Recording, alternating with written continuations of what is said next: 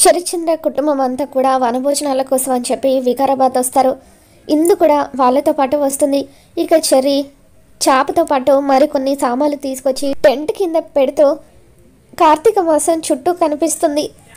మన దగ్గరలోనే మరొక టెంట్ కూడా పడింది అని చెప్పి అంటూ ఉంటే, అవునరా, కొత్త వాళ్ళను పరిచయం చేసుకొని వాళ్ళతో ఆటలు ఆడడంలో ఎంత ఆనందం ఉంటుంది అని చెప్పి అంటూ ఉంటుంది. ఇక ఇంతలో గగన్ వాళ్ళ కార్ అక్కడికి వస్తుంది.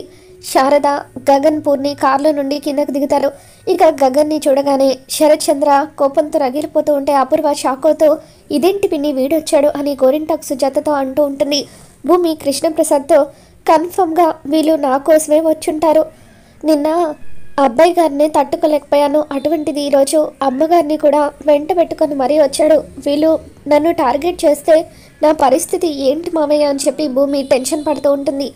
ఇక గగన్ అలా స్టైల్గా నడుచుకుంటూ వస్తూ ఉంటే నక్షత్ర సిగ్గుపడిపోతూ ఇక తను పిలిచినందుకే గగన్ వచ్చాడని ఆనందపడిపోతూ ఉంటే శరత్చంద్ర కాలు మీద కాలు వేసుకొని చైర్లో కూర్చొని గగన్ వైపు సీరియస్గా చూస్తూ ఉంటాడు. ఇక గగన్ కూడా అలా శరత్చంద్ర వైపు కోపంగా చూస్తూ కాలు మీద కాలు వేసుకొని చైర్లో కూర్చొని ఉంటాడు.